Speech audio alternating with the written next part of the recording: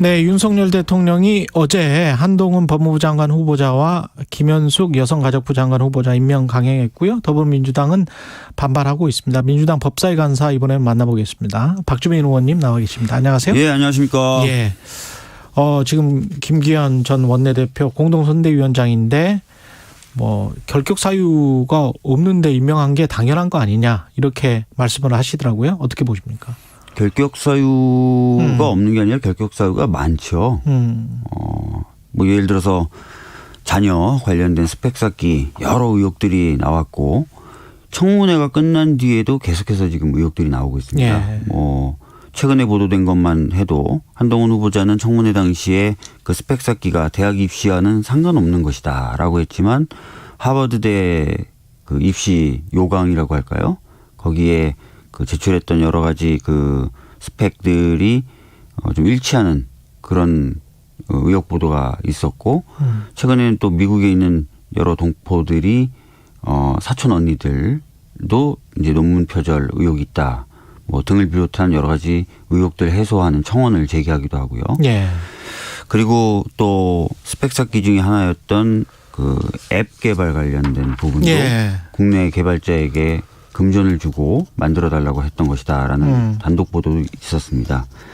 그리고 또 본인 관련돼서도 공정한 검찰권 행사 또 검찰권 행사에 대한 중립적인 감독과 통제 이게 법무부 장관의 주요 업무 중에 하나인데 청문회 당시에 이제 전직 장관들의 수사지휘권 행사의 적절성 여부에 대해서 질문했을 때 명백히 일정한 수사 결과가 나온 사건 그리고 그것에 대한 수사 지임에도 불구하고 바람직하지 않다라고 얘기해서 좀 납득하기 어려운 과연 적절하게 검찰권 행사를 하고 통제를 할 수 있겠는가라는 것에 대해서 의문을 준 그런 부분이 있기 때문에 적절하지 않다라는 생각이 들고요. 그 외에도 위장전입 문제라든지 이런 갖가지 제기됐던 의혹에 대해서 제대로 해명하지 못했죠. 예. 해임을 건의하면 건의하실 생각입니까? 민주당 일단? 어제 대통령은? 이제 오영환 대변인이 이제 해임 건의도 고려해 볼 수 있다라는 차원의 얘기를 했던 것 같은데요. 그러면 어떤 법적 효과가 있나요? 아닙니다. 해임 건의는 아시다시피 건의예요. 그렇죠. 상징적인 거죠. 상징적인 그냥. 의미고요. 예. 예. 근데 이제 해임 건의를 과연 하냐 마냐 이 부분도 조금 더 고민이 필요한 부분이죠. 예. 한동훈 장관 같은 경우는 지금 검찰의 이 청문회 과정에서 검찰에 고발된 건들이 좀 있지 않습니까? 네, 새롭게 고발된 것도 있고요. 네. 기존에 고발됐던 것 중에 무혐의 처분된 것도 있지만 여전히 남아있는 것들도 있는 것으로 알고 있습니다. 그 관련해서 만약에 새로운 의혹들이 사실로 밝혀지고 그러면은 민주당은 그 부분에 관해서는 계속 문제 제기를 하실 예정인 거고. 네, 예. 해야 되겠죠. 예. 그 한덕수 후보자 같은 경우는 총리 후보자 같은 경우는 네. 어떻게 하실 생각이세요? 20일에 한덕수 총리 후보자의 경우에는 1차적으로 청문위원들은 부적격하다라고 판단을 내렸고요. 다만 이게 이제 당 차원에서는 어떤 의사결정을 할지에 대해서는 아직 미정인데 의총을 열어서 관련된 논의를 하겠다는 겁니다. 예. 의총 결과에 따라서 입장이 정해질 수도 있고 아니면 입장을 정하지 않고 자유의사에 맡겨서 표결을 하게 할 수도 있고 예. 여러 갈래가 남아 있습니다. 이 일종의 이제 정치적인 수로 보면 한동훈 임명을 하고 그다음에 한덕수를 부결을 하면 윤석열 대통령 입장에서는 정호영이라는 보건복지부 장관 카드를 하나 남겨놓고 그게 이제 지방선거가 남은 상황에서 정호영 장관을 받아들이거나 아니면은 해임시키거나 자진 사퇴시키거나 이런 상황으로 가면 훨씬 더 카드를 한 개 정도 가지고 있는 상황이 아닌가. 한덕수 총리 후보자를 어떻게 하는지를 보고 결정하면서 민심이나 여론의 추이를 보면서 또 결정할 수가 있으니까 대통령실에서 그걸 노리고 있는 건 아닌지 그런 생각도 드는데요. 정호영 후보자의 경우에는 사실 저는 유의미한 카드다라고 볼 수가 없다. 카드 자체가 그렇게 보고 있거든요. 그리고 제가 보기에 한덕수 총리조차도 대통령 입장에서는 그렇게 중요한 카드가 아닌 것 같은 느낌을 저는 받고 있거든요. 아, 그래요? 예. 예. 누구보다 중요했던 사람은 한동훈 법무부 장관이었겠죠. 예. 그러면 한덕수 후보자를 부결시킨다면 대통령은 새로운 이제 총리를 지명을 해야 될 텐데. 네, 뭐 예. 그렇게 되겠죠, 만약에 예. 된다면. 예. 그러면 여론의 향방은 이게 좀 초대 내각인데 네. 민주당이 좀 무리한 것 아니냐 이런 비판이 있을 수가 있고 아니면은 한덕수 후보자의 이해상충이나 뭐 이런 거를 고려했을 때는 뭐 적절했다 이렇게 나올 수도 있고 그럴 것 같은데 어떻게 보세요? 지금 여론도 그렇고 당내 이제 흐름도 그렇고 두 갈래가 분명히 있는 것 같습니다. 예. 굉장히 부적격한 인사기 때문에 예. 여러 가지 고려할 필요 없이 원칙대로 판단하면 된다는 흐름하고 반대로 방금 말씀하신 것처럼 지방선거를 앞두고 여론의 추이를 보다 더 살펴야 된다는 흐름이 있어요. 그럴 것 같아요. 예. 그래서 예. 이게 이제 의총에서 이제 어떻게 결정이 나느냐 이걸 좀 봐야 되겠죠. 예. 예. 저도 뭐 결론이 어떻게 날지 섣불리 말씀드리기가 아, 어렵네요. 그래요? 예. 민주당 내에 그런 의견들이 팽팽한가 보군요, 지금. 예. 예. 어제 이재명 후보 개항을 나왔죠. 네. 한덕수 후보자에게 기회를 열어주는 것도 고려해 볼 필요가 있다고 본다. 이런 발언을 한 것 같은데요. 네. 예. 그러니까 뭐 여론의 추이, 뭐 국민 감정 이런 것들을 보다 더 중요시해야 된다라는 아까 흐름도 있다고 말씀드렸지 않습니까?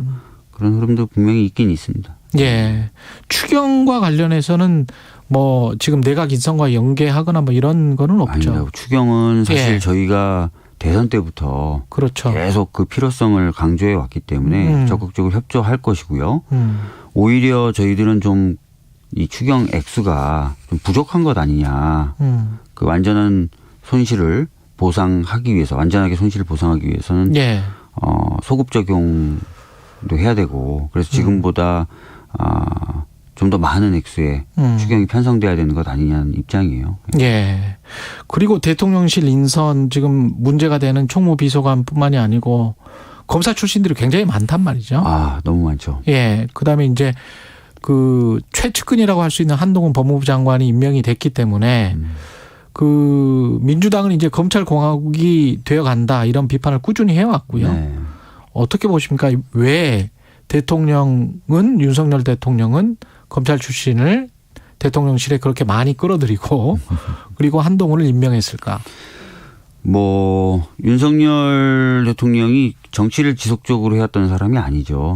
최근에 정치를 시작한 사람이고 사회 경험의 대부분이 사실은 검사였습니다. 그리고 검찰총장을 할 무렵 또는 그 전부터도 윤석열 사단이라고 하는 아주 독특한 그 인적인 네트워크를 가지고 있었죠. 그래서 많은 비판을 받았는데 정치 경력이 짧고 자기가 믿을 수 있는 사람이 적은 상황에서는 과거에 그 윤석열 사단이라는 사람들 쪽으로 눈이 갈 수밖에 없겠죠. 예. 그래서 그런 사람들 중용을 하는 것인데 문제는 이게 어떤 결과를 낳을 것인가에 대한 부분이에요.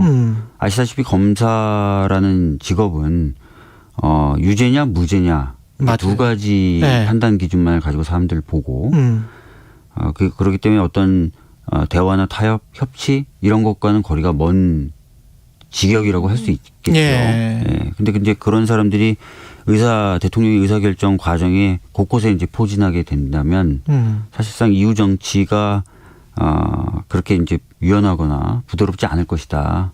이렇게 볼 수밖에 없는 것이고요. 그래서 걱정인 겁니다. 예.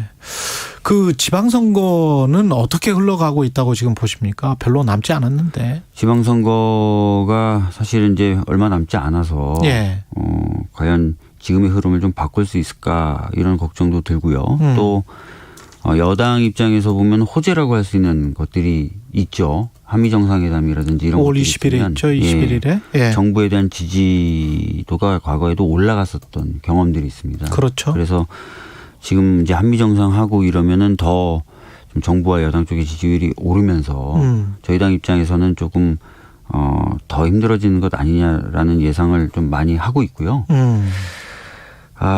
그러나 이제 저희들이 봤을 때는 지금 윤석열 정부의 인사라든지 이런 것들이 보여주는 편향성이라고 할까요? 이런 것들이 있기 때문에 이런 것에 대한 국민적인 어떤 우려 이런 것도 커질 거라고 저는 보고 있습니다. 예. 조금 더 지켜볼 필요가 있지 않을까 이렇게 보고 있습니다. 마지막으로 오늘 5.18이어서 네. 5.18 정신 헌법전문에 담길 수 있다고 보십니까? 어떻게 생각하세요? 저희 당은 과거에 이제 문재인 정부 하에서의 헌법 개정안에서도 그런 내용을 담은 적이 있고요. 예. 지속적으로 주장을 해왔던 바이기 때문에 찬성합니다. 그런데 국민의힘이 지금 그런 이야기를 하고 나온 것이 정말 진정성 있는 것이냐라는 부분에 대해서는 의구심이 있는 게 대표적인 5.18에 대해서 막말을 했던 사람 김진태 전 의원이죠. 지금 강원도 도지사 후보로 선택이 돼서 지금 뛰고 있습니다. 국민의힘에. 네. 그리고 박민식 보훈처장 같은 경우에는 과거 5.18 왜곡법이 위헌이다. 왜곡처벌법이 위헌이다라고 주장했던 사람이에요.